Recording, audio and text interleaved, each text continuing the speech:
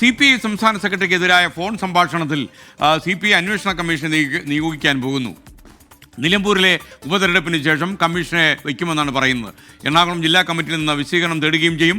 ശ്യാംകുമാർ വിവരങ്ങളുമായി ചേരുന്നു. ശ്യാം, യഥാർത്ഥത്തിൽ ബിനോയ് വിശ്വം ഈ കാര്യം കേട്ടപ്പോൾ അദ്ദേഹം വളരെ നിസ്സാരവൽക്കരിച്ചാണ് സംസാരിച്ചത്. അദ്ദേഹം പറഞ്ഞു അതൊന്നും അത്ര വലിയ കാര്യമല്ല, ഈ ഇലക്ഷൻ സമയത്തൊക്കെ അതൊന്നും വലിയ ഗൗരവമായി എടുക്കേണ്ട എന്നായിരുന്നു ബിനോയ് വിശ്വം മാധ്യമപ്രവർത്തകരോട് പറഞ്ഞത്. എന്നാൽ CPIയുടെ ഉള്ളറകളിൽ നിന്ന് നമുക്ക് കിട്ടുന്ന വിവരം അനുസരിച്ച് അതൊക്കെ അവർ വളരെ ഗൗരവമായി എടുത്തിട്ടുണ്ട് എന്ന് തന്നെയാണ്.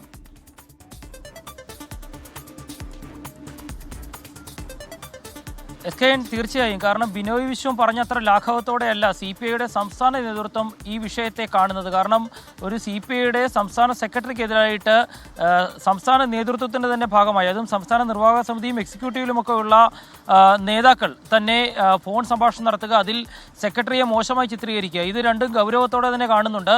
അതുകൊണ്ട് തന്നെയാണ് എറണാകുളം ജില്ലാ നേതൃത്വത്തോട് വിശദീകരണം ആവശ്യപ്പെട്ടിരിക്കുന്നത്. ഇതിനു പുറമെ നിലമ്പൂർ ഉപതെരഞ്ഞെടുപ്പ് കഴിയുമ്പോൾ ഈ വിഷയത്തിൽ ഒരു അന്വേഷണ കമ്മീഷനെ നിയമിക്കാനും സംസ്ഥാന എക്സിക്യൂട്ടീവിൽ ഏകദേശ ധാരണയായിട്ടുണ്ട്. ഇത് ഇലക്ഷന് ശേഷമായിരിക്കും ഈ കമ്മീഷൻ എത്ര അംഗങ്ങളുള്ള കമ്മീഷനാകണം, ആരായിരിക്കണം അംഗങ്ങൾ എന്നിവയിൽ തീരുമാനമെടുക്കുക. ഏതായാലും ബിനോയ് വിശ്വം പറയുന്നത് ഇത് അവരാരും അങ്ങനെ പറയില്ല എന്നുള്ളതാണ്. പക്ഷേ അങ്ങനെ പറഞ്ഞെങ്കിൽ അത് വളരെ ഗൗരവത്തോടു കൂടി തന്നെ കൈകാര്യം ചെയ്യാനാണ് CPIയുടെ തീരുമാനം. പ്രത്യേകിച്ച് ഒരു സമ്മേളന കാലയളവിൽ സെക്രട്ടറിക്കെതിരായിട്ടുള്ള ഗൂഢാലോചനയായിട്ടാണ് CPI ഇതിനെ വിലയിരുത്തുന്നത്. അതുകൊണ്ട് തന്നെ അത്ര ഗൗരവത്തിൽ തന്നെയാണ് അന്വേഷണം മുന്നോട്ട് കൊണ്ടുപോകാനായിട്ട് നിലവിൽ തീരുമാനിച്ചിരിക്കുന്നതും എറണാകുളം ജില്ലാ നേതൃത്വത്തോട് വിശദീകരണം തേടിയിരിക്കുന്നതും. SKN. Thank you Shyamkumar.